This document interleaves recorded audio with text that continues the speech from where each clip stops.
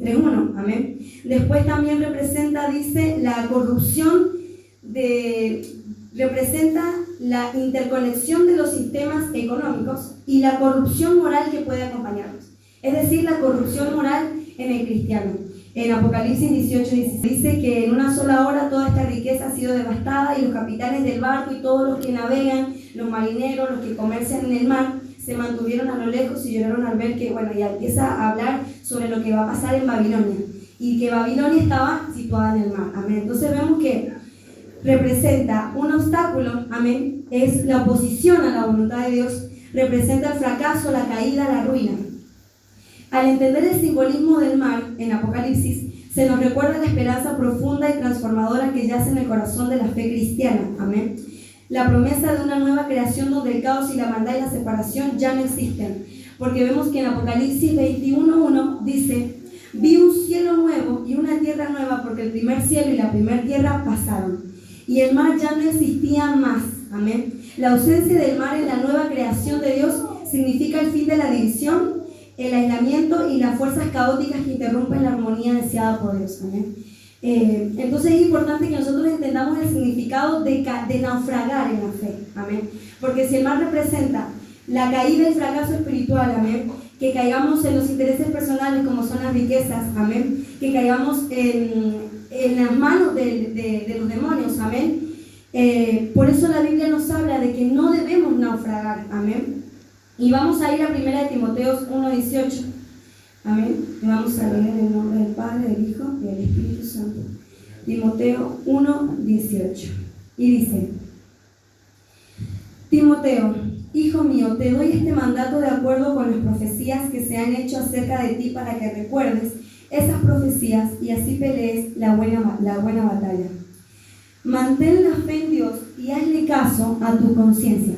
Algunos se han negado a hacerlos y han naufragado en la fe. Amén. Entonces buscaba la definición de conciencia y dice que conciencia es el conocimiento del bien y el mal que interiormente todos tenemos. Amén.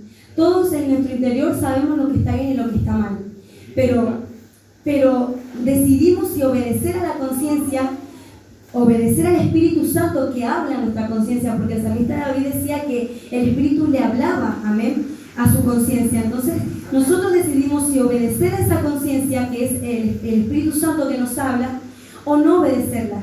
Entonces dice que muchos, por no obedecer a lo que el Espíritu hablaba en su conciencia, se negaron a obedecer y naufragaron en la fe, fracasaron en la fe, se hundieron, amén. Díganle a su hermano que está al lado: se hundieron en la fe. Se hundieron en la fe. Cuando uno no hace caso a la conciencia, se hunde en la fe. ¿Y a qué se refiere el hundirse en la fe? Significa, esto es como una pérdida. Todo lo que se edificó, todo lo que se logró en Cristo se pierde. Amén. Dice más adelante Pablo, dice: como Himeneo y Alejandro, a ellos los entregué a Satanás para que aprendan a no hablar en contra de Dios. Ellos habían naufragado en la fe. Amén. Entonces vemos cuán importante es mantener nuestra relación con Dios, amén, y hacerle caso a la voz del Espíritu Santo cuando nos habla, para no caer en el error, amén, de perder todo lo que hemos logrado, amén. Si bien la salvación es por gracia, no se logra por obras, pero todo lo que nosotros hacemos por amor al Señor, el servicio que tenemos por amor al Señor, no perder todo ese sacrificio de amor por el Señor, amén, por causa de naufragar, por causa de no obedecer a la voz del Espíritu Santo, amén. Vamos a ir al versículo de Lucas 8:14 y dice, Lucas 8:14.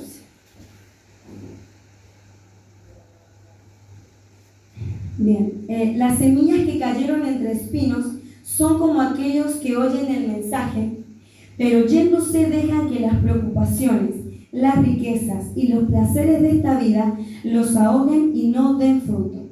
La semilla que cae entre espinos, ¿amén? La semilla que cae entre espinos es una representación de personas que naufragan en la fe, porque empiezan bien, reciben al Señor, empiezan un tiempo, siguen la palabra de Dios, amén, quieren acercarse a Dios, pero se encuentran que la riqueza, la preocupación y los placeres de esta vida, dice, ahogan la palabra de Dios y no pueden dar fruto, amén. Y es como una continuación al mensaje que daba nuestra pastora, amén, porque no podemos madurar y no podemos dar fruto si nosotros estamos llenos de las preocupaciones, las riquezas y los afanes de esta vida, amén. Nuestro corazón se convierte en espinos, donde la palabra del Señor fácilmente se ahoga, amén, donde recibimos la palabra con gozo, la recibimos, tal vez en el momento nos arrepentimos, pero no nos transforma, amén. Dígale a su hermano que está al lado, tienes que ser transformado. Tienes que ser transformado. Tienes que ser transformado. Ahora dígale, yo tengo que ser transformado. Ahora, ¿quién transforma? La palabra de Dios, amén.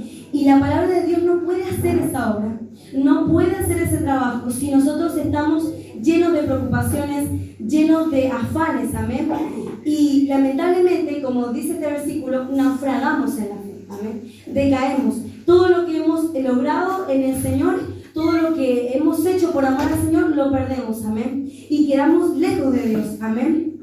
Amén. Vamos a ir a 2 de Timoteo 4 al 10. 2 de Timoteo 4 al 10. Dice: porque Demas me ha desamparado, amando este mundo, y se ha ido a Tesalónica. Crescente fue a Galacia y Tito a Dalmacia. Amén. ¿Qué otra cosa nos hace? En realidad veo que veía y notaba que la mayor causa de naufragar en la fe es el amor al dinero, el amor al mundo, la ansiedad, el afán, las preocupaciones.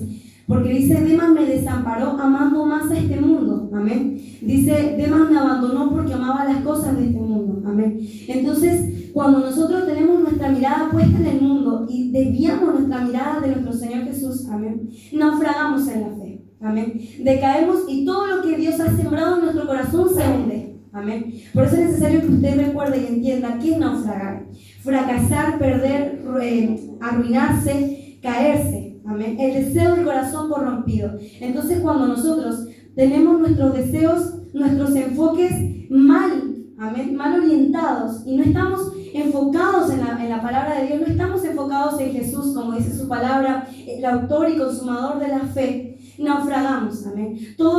Logramos estar sobre el barco con Jesús, amén, como sus discípulos, pero nos encontramos que nos empezamos a hundir porque quitamos nuestra mirada de Jesús, amén.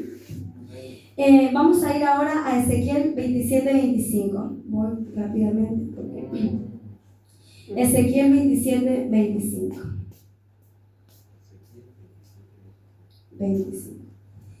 Y dice, voy a hacer una pequeña introducción para que usted pueda entender. Aquí la condena que Dios está dictando en este versículo es contra Tiro, amén. Y el rey de Tiro, amén, vemos que él en el tiempo de David fue un amigo de David y fue usado por Dios para ayudar con los materiales para la construcción del templo, amén. Después le ayudó a Salomón. Entonces vemos que espiritualmente empezó bien, pero dice la palabra del Señor, y vamos a leer ahora, que Dios le dice esto. Y yo quiero que por favor usted me preste atención. Yo sé que son las 2 de la mañana, que es difícil, pero que usted lea junto conmigo y dice: las naves de Tarsis transportaban tus mercancías. Tu ciudad de Tiro parecías un barco en alta mar cuando va cargado de riquezas. O sea, espiritualmente iba bien, amén. Iba en el barco embarcado, no había naufragado. Pero tus marinos te llevaron por los mares más profundos y allí te hizo pedazos el fuerte viento del este. Al fondo del mar se fueron tus mercancías y tus productos. El día que te hundiste, se fueron al fondo del mar todas tus riquezas, tus marineros, tus capitanes, tus carpinteros, tus comerciantes, tus soldados y tus pasajeros. Amén. ¿Qué podemos ver en este versículo? Que cuando nosotros parece que vamos bien, pero de golpe, ¿qué pasó acá? Yo quiero que usted también vaya al verso 28.2, donde Ezequiel 28.2, donde Dios le dice: por tu soberbia. Amén. Porque él estaba con riqueza, tenía un buen estado económico, el pueblo de la ciudad de Tiro. Entonces dice que se enorgulleció su gobernante y dijo: yo soy como Dios. Se puso en el lugar de Dios y por su soberbia el Señor le da esta condena y le dice: el día que te hundiste. ¿Cuándo fue el día que se hundió? Fue el día que permitió que la soberbia entrara a su corazón. Amén. Entonces, ¿cuándo nosotros podemos naufragar en la fe y perder todo lo que el Señor nos ha dado? porque vemos que tenía mercancía, tenía riqueza, tenía gente a su servicio, amén, y lo pierde todo. El día que se hunde lo pierde todo, amén. Y yo quisiera llevarlo a usted que se preguntara, ¿en qué día yo me he hundido? ¿Me he hundido? ¿Yo he naufragado en la fe o usted siente que va bien? ¿Usted siente que va con Jesús con su mirada puesta y que en ningún momento se ha desviado? Amén. Porque el Señor traía en mi corazón cuántas veces por desviar nuestra mirada de lo que el Señor quiere para nosotros, de la voluntad de Dios para nosotros, naufragamos en la fe y perdemos todo lo que Él nos ha dado. Amén. Perdemos todo lo que Él nos ha dado, todas las bendiciones que nos ha dado, las perdemos por causa de permitir que el afán, que el amor al mundo, que el amor al dinero, que la soberbia gobierne nuestro corazón. Amén. Por eso dice, el día que tú te hundiste, se fueron al fondo de la mar todas tus riquezas. Amén. Y caer al fondo de la mar y naufragar representa caer en el mundo, porque el mar representa la maldad del mundo. Amén. Entonces caer en el mar y naufragar espiritualmente significa caer en las manos de Satanás. Amén. Por eso dice, porque ellos naufragaron de la fe, le decía a Timoteo, Himeneo y Alejandro, y están en las manos de Satanás. Entonces vemos cuán peligroso es naufragar, porque cuando ellos caen, amén, cuando ellos naufragan, dice, están en las manos de Satanás. Amén. Por eso el Señor nos dice, hermanos, no permitamos que naufragar nuestro espíritu en la fe. Amén. No permitamos que nuestro espíritu caiga en un naufragio. No permitamos que nos hundamos. No permitamos que nuestro corazón se incline a lo que quiere nuestra carne. Amén. Dice, vamos a ir a otro versículo también en 2 de Pedro 2:20. Otra causa que puede hacernos naufragar en la fe. Amén. 2 de Pedro 2:20. Ciertamente, si habiéndose ellos escapado de las contaminaciones del mundo por el conocimiento del Señor y Salvador Jesucristo, se volvieron a enredar otra vez en esas cosas y fueron vencidos de esas cosas, su posterior estado vino a ser peor que el primero. Amén. Entonces vemos que naufragar nos deja en la total merced de todos los espíritus que nos han estado persiguiendo, de lo que Dios nos ha hecho libre. Porque dice, porque por el conocimiento del Señor Salvador, por la contaminación del mundo, amén, se dejaron enredar otra vez en las cosas que ellos deseaban, en las cosas que habían vencido. Entonces, ¿qué nos hace también naufragar y hundirnos? Amén. ¿Qué nos hace caer en las manos del enemigo? ¿Qué nos hace caer en las manos de los demonios? Amén. En las manos de Satanás, como decía Pablo, porque decía, ellos están en las manos de Satanás. ¿Qué es lo que produce en nosotros eso? El volver a enredarnos en lo que Cristo nos hizo libres. Por eso su palabra en Gálatas dice, estad pues firmes en la libertad con que Cristo os hizo libres y no estéis otra vez sujetos al yugo de esclavitud. Amén. Entonces debemos procurar mantener la libertad que Dios nos ha dado. Amén. No como pretexto para hacer lo malo, sino para agradar al Señor y cada día acercarnos más a Él. Amén. Y ahora voy a ir a Apocalipsis 3:14 y Apocalipsis, ya estoy terminando. Apocalipsis 3:14. 3:14. Y esto es muy... que no quisiera leerlo. Pero bueno, dice Apocalipsis 3:14. Y escribe el ángel de la iglesia en la Odisea. He aquí el amén, el testigo fiel y verdadero. El principio de la creación de Dios dice esto. Yo conozco tus obras, que no eres ni frío ni caliente. Ojalá fuese frío o caliente. Pero por cuanto eres tibio y no frío ni caliente, te vomitaré de mi boca. Porque tú dices, yo soy enriquecido y de ninguna cosa tengo necesidad. Y no sabes que tú eres un desventurado, miserable, pobre, ciego y desnudo. Amén. Entonces vemos la condición de la Odisea, que era una iglesia fría para con el Señor. Y lo que más me impactó de todo esto, amén, es que dice que lo interesante de lo que Dios habla en la Odisea es que la iglesia de Éfeso dice que ellos odiaban la falsa doctrina, pero les faltaba amor entre ellos. Ya lo vamos a leer en un momento, que ellos habían dejado su primer amor. La iglesia de Tiatira se amaban entre ellos, pero no tenían discernimiento para poder reconocer falsas doctrinas. Pero la iglesia de la Odisea dice que era una iglesia neutral. La iglesia de la Odisea no amaba ni odiaba. O sea, no tenía ni amor ni odio. era totalmente neutral. Entonces dice, por cuanto eres frío y no eres ni frío ni caliente, te vomitaré de mi boca. Amén. Entonces, lo que me impactaba es esta definición de la iglesia de la Odisea. Es un estudio que encontré, amén, porque cuando el Señor trae esto a mi corazón, me puse a estudiar y yo digo, Señor, ¿qué representa la iglesia de la Odisea? ¿Cómo yo puedo discernir si mi estado espiritual es de la iglesia de la Odisea? Si yo estoy siendo parte de esa iglesia, amén, o estoy siendo parte de tu iglesia fiel, que es la iglesia de Filadelfia, amén. Y dice que la iglesia de la Odisea implica indiferencia por las cuestiones espirituales.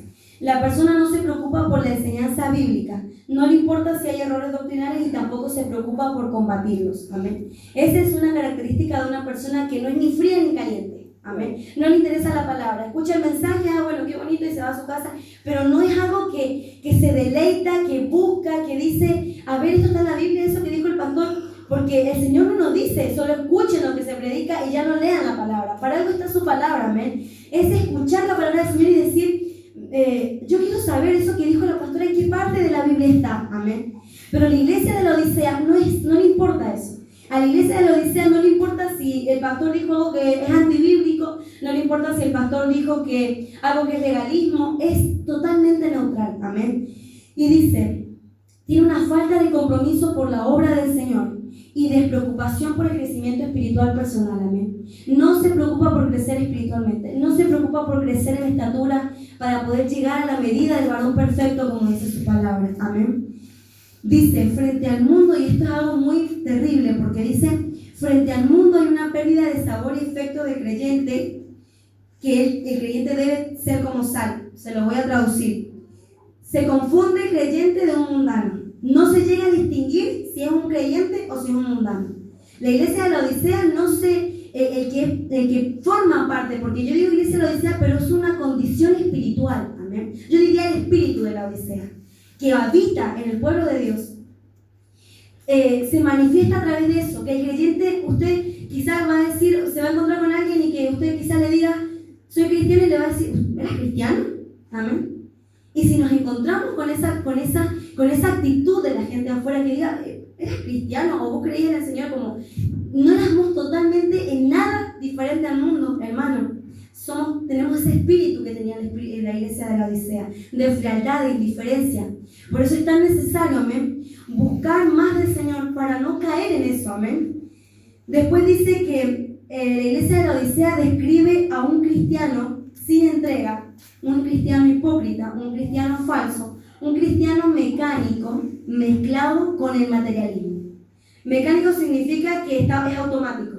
Va a la iglesia porque es costumbre, quizás ora 2 Padres Nuestros y ya, amén. Y quizás va a leer la Biblia, 2 versículos, amén, aleluya, y ya, amén. Es un cristiano mecánico, dice, hipócrita falso.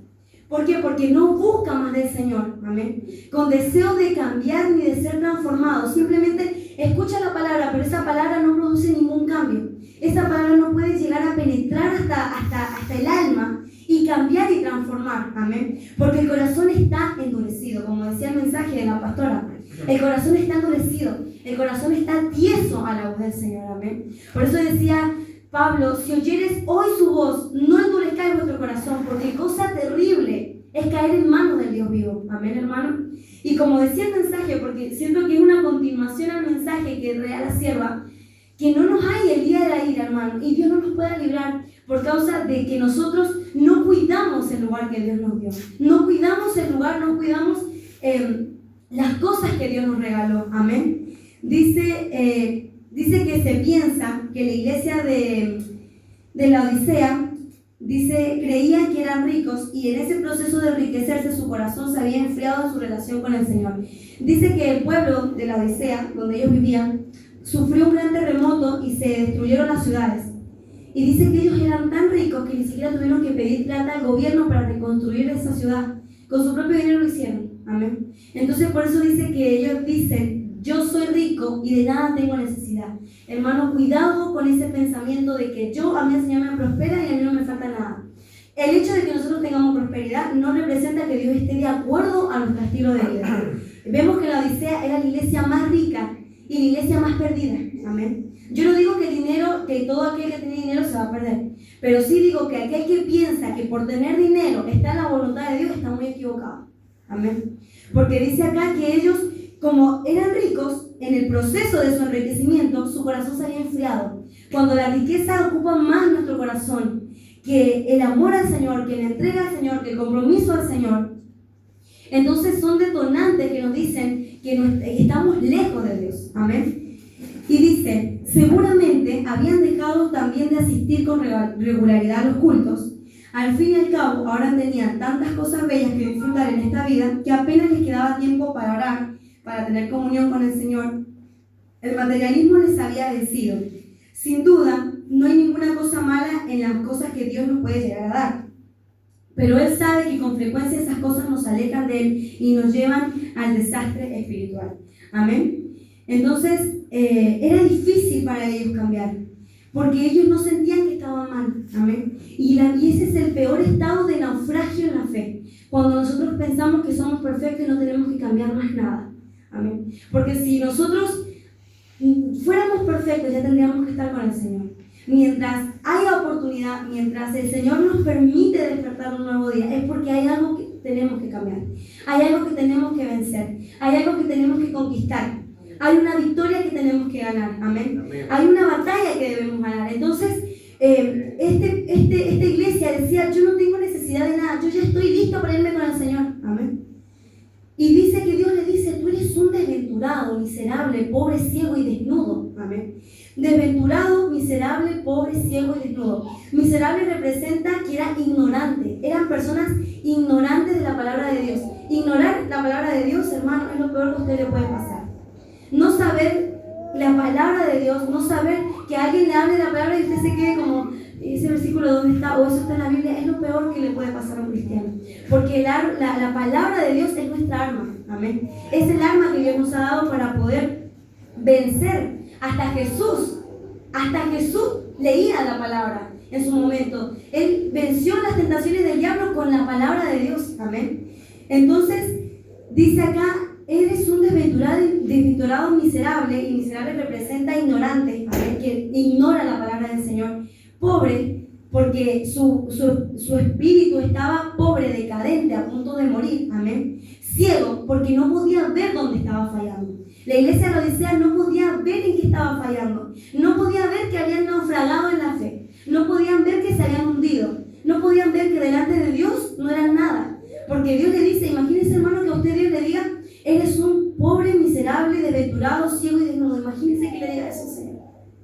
Que Dios le haya dicho eso a la iglesia de Laodicea, era que ellos habían naufragado en la fe, habían perdido todo lo que Dios quiso hacer con ellos. Amén. Vemos como también Demas fue privilegiado al lado de Pablo. Juan Marcos quiso acompañarlo en su segundo viaje y Pablo dijo, no, me llevo a Demas. Y de golpe ese lugar que se había ganado, amén, en Cristo, lo perdió por amor al mundo, naufragó en la fe. Entonces, dice acá, Laodicea es una iglesia desventurada, miserable, pobre, ciega, porque no puede ver sus errores, y desnuda. Y desnudez representa falta de cobertura. Y quisiera que usted pueda entender lo que es falta de cobertura. Falta de cobertura no solamente a nivel pastoral, de que el pastor debe tener cobertura de otro ministerio. Desnudez representa falta de cobertura en el creyente. Mi cobertura son mis pastores, amén. Su cobertura son sus pastores. Entonces, dice que eres un desnudo, porque dice que ellos no se sometían, amén. Ellos sentían que no tenían que rendirle cuenta a nadie. No debemos caer en ese error y en ese engaño que el diablo pone muchas veces en la iglesia. Porque si bien no es que el pastor tiene que saber cada movimiento que uno haga, hermano, pero yo escuchaba una prédica donde hablaba del espíritu de Timoteo, donde dice que Timoteo, Pablo le decía, Timoteo, mira, tienes que ser como un atleta, como un soldado, y dice que eso representaba tener compromiso y disciplina en las cosas del Señor, amén.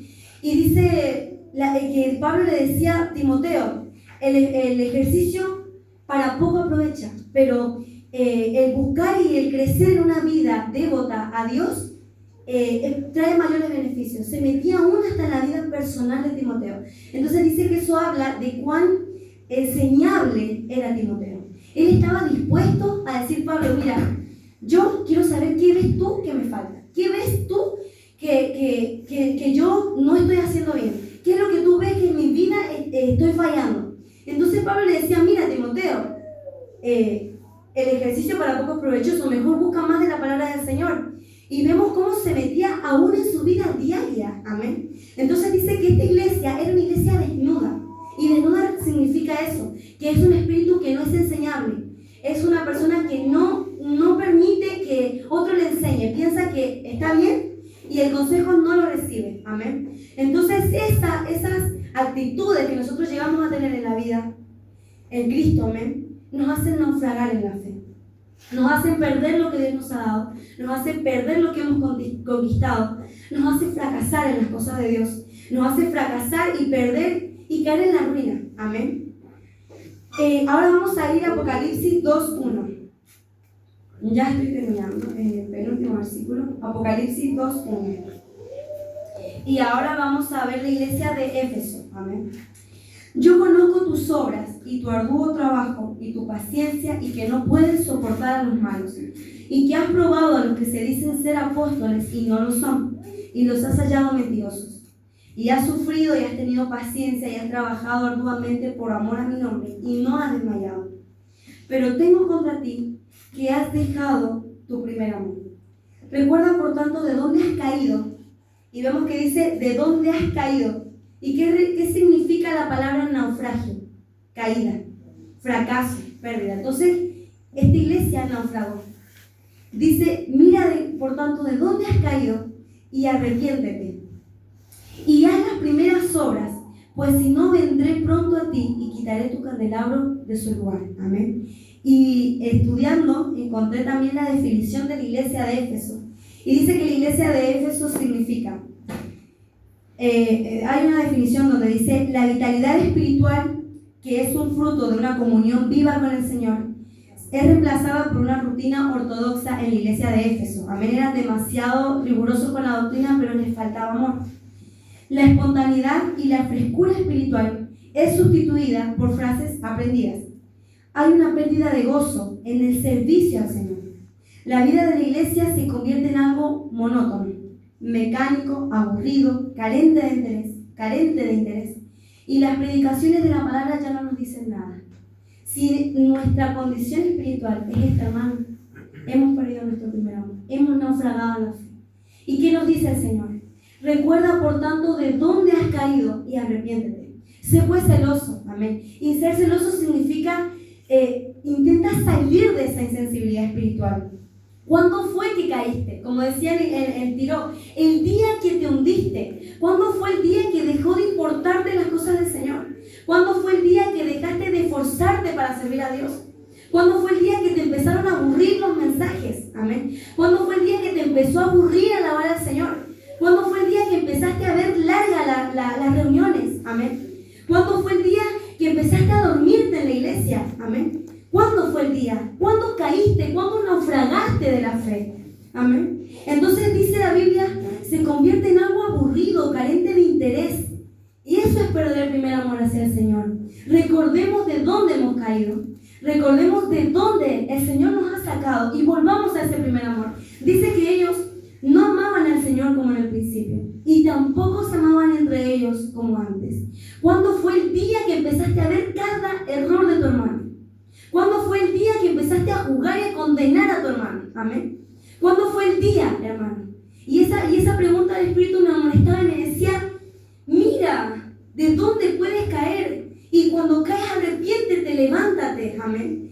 Porque si nosotros permanecemos en esa condición de estupor, de letargo, de sueño, de adormecimiento, hermano, vendrá de repente el día que el Señor venga a buscar a su iglesia y nos vamos a quedar. Amén.